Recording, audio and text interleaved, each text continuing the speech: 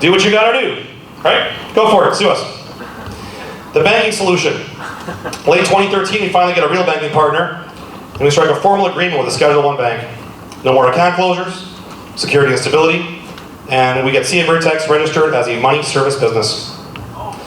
In December 2013, end of 2013, I want to show you this. This is a bar chart of showing trading volume. You can see the big spike here. We had $9 million roughly in April, and really quiet. And then November, December was the big spike here. December we did almost $16 million in trades in 1 month of Bitcoin into another CAD. $81 million total traded so far to date. 81 million. So Bitcoin is the mainstream with the second big rally. We hired new staff, bringing us to 20. Beginning of the end of Mt. Gox, and CAVirtEx is now one of the premier exchanges in the world, and we're one of the oldest exchanges in the world. We survived 34 months. That's old. Thank you.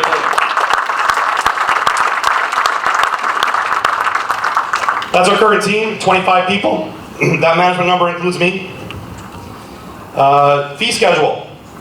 Get off and criticize for this. Here it is. Yeah, we're 1.5% at the top, but we do get lower. We do. We get down to 0.5. So all the stuff you read online, oh, Vertex cost charges 1.5. Yeah, just trade a little bit with us, and not a little bit, but you'll get down. Sure, in fairness, you got to trade a lot, but you know what? I think for the fee you're paying, the top price of 1.5, it's a pretty valuable service. Canadians love that they can get their bitcoins pretty fast with us because we have good market liquidity on the buy side. So when you're using Vertex for bitcoins, you're actually getting some of the best priced, cheapest, if I can just be blunt, bitcoins in the world. We got a 25-person team to maintain as well. And another reason we need to charge these fees is our capital reserves and banking fees. Later you'll see a survey that I conducted where I said, hey, you guys want half-price fees on offshore? Or do you want current state fees in Canada? Our Canadian banks and payment providers charge us large capital reserves for fraud and banking fees to process payments. So here's how far we've come. This is a price chart since inception, just price, not volume, of the Bitcoin price on Vertex. Look at this long period of 2 years where it was $5 Canadian per Bitcoin. And then you can see that stuff, the bankers and the economists and the finance guys low. Oh, look how volatile it is, right? And we're sitting here at $500 Canadian today, roughly. And March 2014, we did that survey I talked about, questioned security, stability, and whether or not we should stay in Canada. And here are your two choices, one or the other, not both. There's no third one, here it is.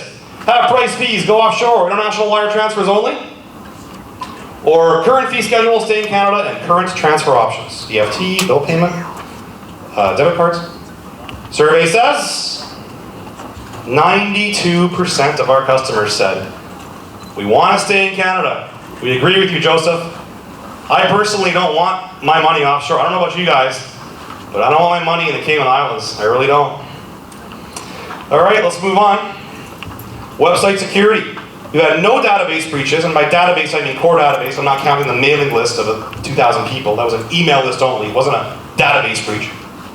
We never lost any Bitcoin or CAD ever. No usernames or passwords were leaked. And we're very quick reacting. The Heartbleed vulnerability we patched in the same day because of our security expertise. Government relations. Who's Larry O'Brien? This guy is a former mayor of Ottawa, founder of Calian Technologies, did over $200 million, the company did over $200 million in revenue last year. He's a titan in business. He's a political heavyweight and mogul. He knows the Senate. He's shaking hands with senators when I'm beside him. He's helping Bitcoin, he's helping Vertex. He's our official government relations guy, and he sees the future of Bitcoin, and is helping us get it adopted in Canada.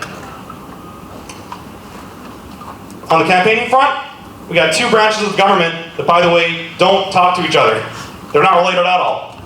We have the Department of Finance, which we're in contact with, and the Senate hearings on regulation creation. And as I said, they're going really good, and the Senate's actually on our side. On the business front, we have a sales force advancing the BTC commerce side for the merchants, and we're going to be starting a marketing campaign as well to get CAVirtEx more well-known in Canada. Now, current state is we only service Canadian citizens and residents. We have 40,000 customer accounts. We just added $2 million Canadian on both the buy and the sell side on liquidity. If you want to do a big transaction of Bitcoin, come to our exchange. We've done $82 million today into and out of Bitcoin. Mind-boggling number. What's next? We're going to improve our services by giving everyone a free debit card and showing the Canadian banks. By you using this free debit card, and we negotiate a really good fee on this, by the way. We got a really, really low, lowest possible we can get. By getting a free debit card at our booth, you're strengthening Bitcoin's adoption in the Canadian banking system. Because you're convincing the current state banks that yes, you're willing to use fiat, Canadian dollars, and yes, you're willing to pay their 50-cent fee to load, $50 fee to load it, $2 monthly fee for the card, for the flexibility of going into Bitcoin, into Bitcoin into CAV. We're also going to make it instant load. I can't wait for this day to happen. So I could be in a restaurant at 1:31 a.m. on Sunday night, and I could have a debit card in my pocket that you're going to get on my booth with 0 CAD on it.